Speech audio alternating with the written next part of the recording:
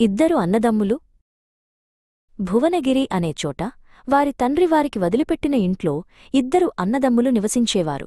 ఇద్దరు అన్నదమ్ములు పెళ్లి చేసుకునే వరకు జీవితం చాలా ప్రశాంతంగా ఉండేది. పెద్ద అన్నయ్య పేద కుటుంబానికి చెందిన అమ్మాయిని పెళ్లి చేసుకోగా చిన్న తమ్ముడి భార్య ధనిక కుటుంబం నుండి వచ్చింది. మొదటినుంచి ఆ ఇద్దరు భార్యలు గొడవపడటం మరియు కలహాలతోనే తమ సమయాన్ని గడిపేవారు. పెద్ద అన్నయ్య భార్య తాను పెద్ద అన్నయ్యకు భార్యగా ఉన్నందున తానే మొత్తం ఇంటికి యజమానురాలినని ప్రకటించడం ఎప్పుడూ ఆపేది కాదు. చిన్న తమ్ముడి భార్య ఉగ్రవాదిలా ఉండేది మరియు ఆమె ఎవరి నుండి ఆదేశాలు తీసుకోబోనని, ముఖ్యంగా ఆ తెలివితక్కువ స్త్రీ నుండి అస్సలు తీసుకోనని అందరూ వినడానికి అరిచేది.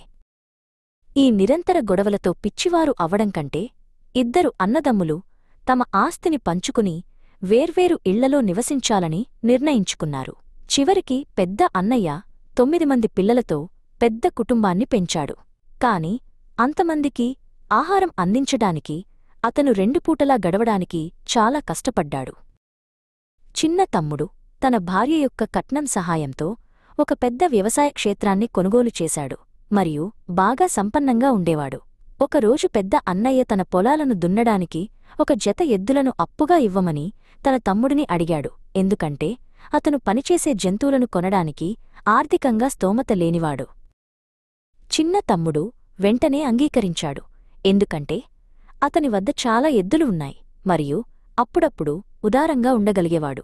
పెద్ద అన్నయ్య తన తమ్ముడి పొలానికి ఎద్దులను సేకరించడానికి వెళ్ళినప్పుడు అతనికి ఒక ఆశ్చర్యం ఎదురైంది. ఎందుకంటే అక్కడ ఒక పూర్తిగా అపరిచితుడు భూమిని దున్నుతూ బిజీగా ఉన్నాడు. మీరు ఎవరు అని అతను ఆ అపరిచితుణ్ణి అడిగాడు.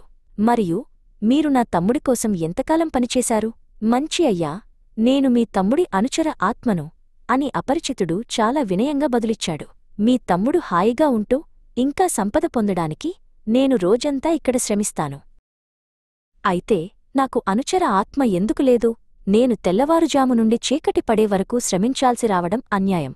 కాని మీకు అనుచర ఆత్మ ఉంది అని అపరిచితుడు బదులిచ్చాడు, చెట్ల గుంపువైపు చూపిస్తూ. అతను అక్కడ ఎప్పటిలాగే గాఢనిద్రలో ఉన్నాడు. కాని మీరు అతన్ని మేల్కొలపగలరని నేను అనుమానిస్తున్నాను. తాను తీవ్రంగా మోసపోతున్నానని భావించి పెద్ద అన్నయ్య చెట్ల గుంపువైపు నడిచి ఒక దృఢమైన కర్రను తీసుకుని నిద్రిస్తున్న ఆకారాన్ని బలంగా కొట్టాడు. తన కాళ్లపైకి దూకి తగిలిన చోట బలంగా రుద్దుకుంటూ ఆ ఆత్మబాధతో ఏడ్చింది. మీరు నన్ను ఎందుకు కొట్టారు? మీరు ఎంత సోమరి ఆత్మ అని పెద్ద అన్నయ్య అరిచాడు. నా తమ్ముడి ఆత్మ కష్టపడి పనిచేస్తుంటే మీరు రోజంతా నిద్రపోవడానికి సంతృప్తి చెందారు. మీరు కొంత పని చేసేవరకు నేను ఖచ్చితంగా మిమ్మల్ని కొడతాను. నన్ను కొట్టవద్దు అని ఆత్మ విలవిలలాడింది. నేను నిజంగా సోమరిని కాదు. మీ తమ్ముడి ఆత్మ వ్యవసాయం చేయగలదు, కాని నేను విద్య నేర్చుకున్న ఆత్మను మరియు వ్యాపారంలో మాత్రమే మంచివాడిని. మీరు సోమరిగా ఉండటంతో పాటు అర్థం లేనివారు. నా కుటుంబం ఆకలితో అలమటిస్తున్నప్పుడు వ్యాపారం ప్రారంభించడానికి నేను డబ్బు ఎక్కడ నుండి పొందగలనని మీరు అనుకుంటున్నారు. కాని మీకు పెట్టుబడి అవసరం లేదు అని ఆత్మ బదులిచ్చింది. మీకు కావాల్సిందల్లా మెదడు. నేను మీ పక్కన ఉంటే మీరు ఖచ్చితంగా బాగా రాణిస్తారు. మనం పాతబట్టలు, ఖాళీ సీసాలు మరియు అరిగిపోయిన బూట్లు వ్యాపారం చేయడం ద్వారా ప్రారంభించవచ్చు. మనం నగరానికి వెళ్దాం మరియు నేను మీకు చూపిస్తాను. ఇది అవకాశాలు ఉన్నట్లు అనిపించింది. కాబట్టి పెద్ద అన్నయ్య ఆలస్యం చేయకుండా నగరానికి వెళ్లాలని నిర్ణయించుకున్నాడు. అంతా ప్యాక్ చేసి బండ్లపై లోడ్ చేసినప్పుడు అతను ఇంటి వెనుక భాగంలో పెద్దగా మూలుగులు విన్నాడు. అక్కడ అతను నేలపై కూర్చుని మూలుగుతూ మరియు తన జుట్టును లాగుతున్న ఒక వృద్ధ ఆగ్ను కనుగొన్నాడు. మీరు ఎవరు అని అతను అడిగాడు. నేను మీ దురదృష్టం అని వృద్ధురాలు తన ఏడుపుల మధ్య బదులిచ్చింది. నేను ఇన్నేళ్లుగా మీతో ఇక్కడ నివసించాను మరియు చాలా సంతోషంగా ఉన్నాను. ఇప్పుడు మీరు వెళ్ళిపోవాలని ఆలోచిస్తున్నారు. నేను మీకు ఇంత దురదృష్టంతో అంత నమ్మకంగా సేవ చేసిన తర్వాత ఇది సరైంది కాదు. పెద్ద అన్నయ్య ఇంట్లోకి పరుగెత్తి త్వరగా ఒక పెద్ద పెట్టెను ఖాళీ చేసి దానిని ఇంటి వెనుక వైపుకు తీసుకువెళ్లాడు. రండి వృద్ధురాలా అని పెట్టె తెరుస్తూ వేడుకున్నాడు. దాని లోపలికి దూకండి మరియు నేను మిమ్మల్ని సురక్షితంగా చూసుకుంటాను. ఆ వృద్ధ ఆగ్ తన మూలుగులు మరియు ఏడుపులను ఆపి పెట్టెలోకి ఎక్కింది.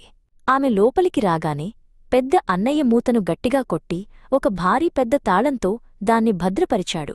తరువాత అతను ప్రాంగణంలో ఒక లోతైన రంధ్రం తవ్వాడు మరియు ఇది అతనికి నచ్చినప్పుడు అతను పెట్టెను దానిలోకి తోసి తన దురదృష్టాన్ని శాశ్వతంగా ఖననం చేసినందుకు కృతజ్ఞతతో రంధ్రాన్ని మట్టితో నింపేవరకు ఆగలేదు. నెలలు గడిచే కొద్దీ పెద్ద అన్నయ్య తన అనుచర ఆత్మసహాయంతో నగరంలో ఒక వ్యాపారాన్ని స్థాపించాడు. ప్రధానంగా పాతబట్టలతో వ్యవహరించేవాడు.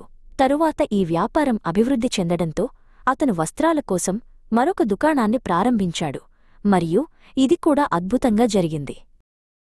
సహజంగానే అతని శ్రేయస్సు గురించిన పుకార్లు చిన్న తమ్ముడి చెవులకు చేరాయి. అతను తన సోదరుడి మంచి అదృష్టంపై ఆసక్తి కలిగి నగరానికి సందర్శనకు వెళ్లాలని నిర్ణయించుకున్నాడు. అన్నదమ్ములు కలుసుకున్నప్పుడు చిన్న తమ్ముడు చాలా సంవత్సరాల పేదరికం తరువాత తన సోదరుడు ఇంత త్వరగా విజయవంతమైన వ్యాపారిగా ఎలా మారాడో అడగడానికి సమయం వృధా చేయలేదు.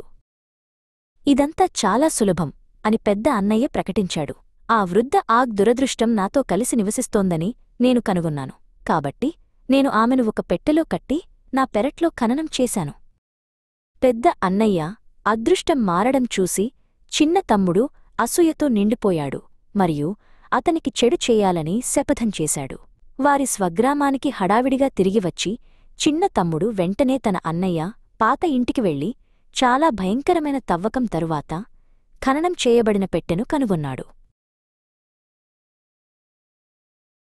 చివరకు అతను తాళాన్ని పగలగొట్టగలిగినప్పుడు ఆ వృద్ధ ఆగ్ పెట్టె నుండి దూకి చిన్న తమ్ముడు చుట్టూ తన చేతిని వేసింది. మీరు నాకోసం వచ్చారు.